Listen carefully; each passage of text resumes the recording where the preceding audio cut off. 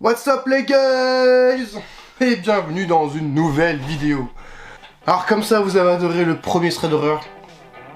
Ok, pas de soucis, c'est bon, j'en mets une deuxième. Et pour cette deuxième vidéo, encore 3 histoires, mais encore plus badantes que celles que j'ai trouvées la dernière fois. Et là j'avoue que celle-ci, même en ayant relu plusieurs fois, ça m'a fait vraiment bader. Cette première histoire se passe en France. Est-ce que ça me fait encore plus peur? Mais bien sûr que oui! Bref, c'est l'histoire de Nathalie, qui est infirmière. Ce soir-là, Nathalie finit à 5 h du matin. À ce moment-là, les rues étaient désertes. Du coup, Nathalie se dépêche dans sa voiture et de l'allumer. Arrivée à un feu rouge, Nathalie panique un peu parce que derrière elle, la voiture lui fait des appels de phare. Elle comprend pas trop, elle commence à paniquer. Elle tourne à droite, puis s'ensuit à gauche, que la voiture la suit jusqu'à chez elle. Elle sort de la voiture, l'individu qui la suivait sort sa voiture et lui dit: rentrez chez vous, vite! Enfermez-vous et appelez la police! À ce moment-là, Nathalie panique, court, s'enferme chez elle, appelle la police en disant qu'elle est paniquée et qu'elle a besoin de secours. Ensuite, elle regarde vers la fenêtre et là, elle est spectatrice d'une scène machiavélique. Un homme brandit un couteau de boucher. Du coup, Nathalie panique de fou. Elle prie pour que les secours arrivent vite. Quelques heures plus tard, elle va comprendre que la personne qui était en train de l'avertir, cette personne essaie de lui faire comprendre qu'un homme était rentré juste avant qu'elle démarre sur la plage arrière de sa voiture. Et la personne qui l'a prévenu en a payé de sa vie. Vous avez vu, elle est courte mais intense, hein. Elle fait vraiment flipper. En fait, Nathalie est passée à 2 doigts de mourir. Cette deuxième histoire se passe au Royaume-Uni. Et c'est l'histoire de Hélène. Hélène, à cette époque-là, elle avait entre 18 et 20 ans, et elle cherchait un peu d'argent pour payer ses études, et elle fait des petits boulots comme le babysitting. Ce soir-là, elle doit garder 3 enfants d'un couple qui part au restaurant manger, tout simplement.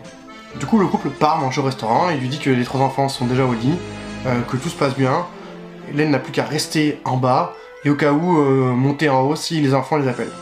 10 minutes plus tard, que le couple est parti, Hélène reçoit un coup de fil, et elle entend: est-ce que tu peux aller voir les enfants?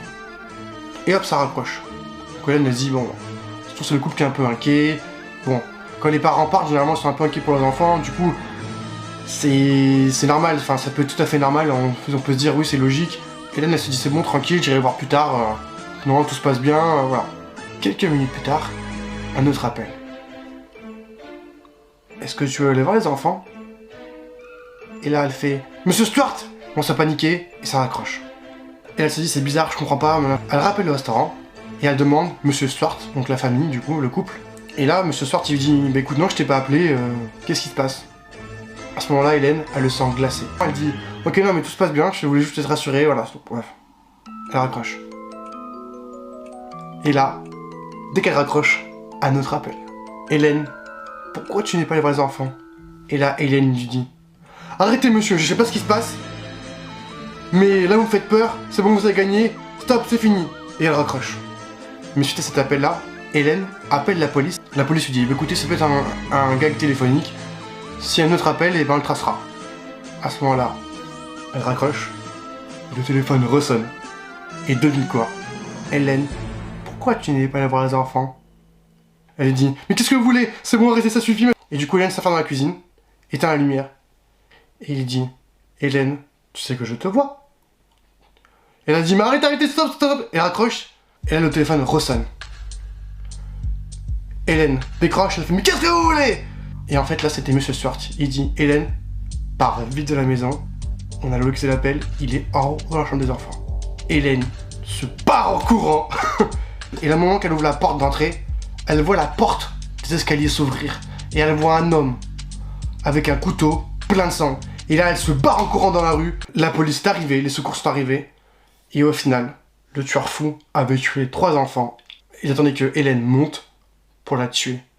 Il voulait se baigner dans son sang. Ça fait flipper. La troisième histoire, je l'ai trouvée sur Reddit, encore une fois, une belle fois. Et en fait, il n'y avait pas de nom, mais du coup, pour la simplicité d'histoire, on va appeler la femme Marie. Donc ces faits se sont passés en 2019, donc c'est assez récent. Marie, elle habite dans un immeuble avec 2 autres personnes. Un jour, Marie était seule dans l'immeuble. Et elle devait garder le chien de sa voisine.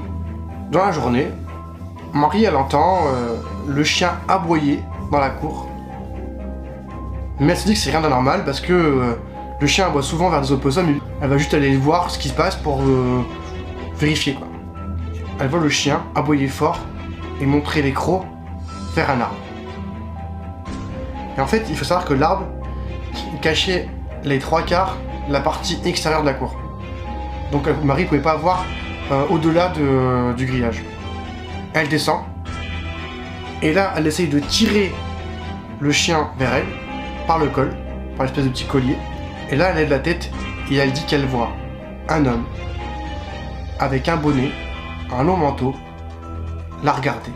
Et là, Marie, elle est surprise, elle dit « Excusez-moi monsieur, je vous ai pas vu. » Mais elle voit que c'est un peu bizarre cette scène. Du coup, elle prétexte de ramener le chien en haut pour se barrer vite et s'enfermer, du coup, dans l'immeuble. Pendant des mois, pour elle, rien d'anormal se passe. Mais elle précise quand même que il y a eu donc du coup l'écran de contrôle de son immeuble cassé.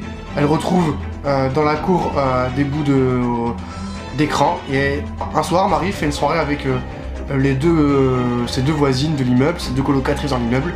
Et en fait ce qu'ils font c'est qu'ils laissent la porte de l'immeuble ouverte, toutes les portes de l'immeuble ouvertes pour que le chien fasse des va-et-vient, rentre, sort, enfin fasse sa vie quoi.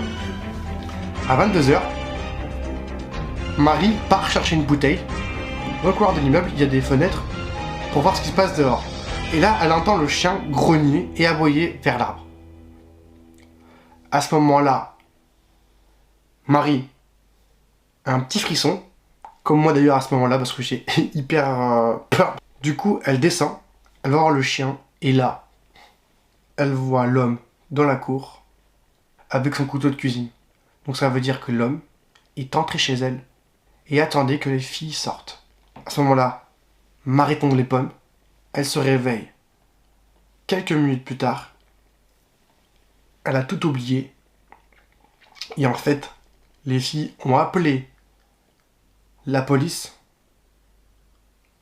parce que ils ont vu l'homme brandir le couteau vers Marie. C'est la fin de cette histoire.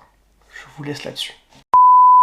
Et voilà, c'est la fin de l'histoire. Vous avez vu, elles sont hyper flippantes, hyper stressantes. Franchement, honnêtement, même moi, quand je les ai lues, j'avais les frissons, j'avais les larmes aux yeux, tellement pour dire que ça m'a fait flipper. Écoutez, si ça vous plaît, j'en ferai d'autres. Mettez un pouce bleu. Posez en commentaire des histoires cheloues, des histoires que vous retrouvez, une discussion en commentaire. Bref, pour ceux qui ne sont pas abonnés, qu'est-ce que vous attendez? Abonnez-vous là! Allez, ciao les guys!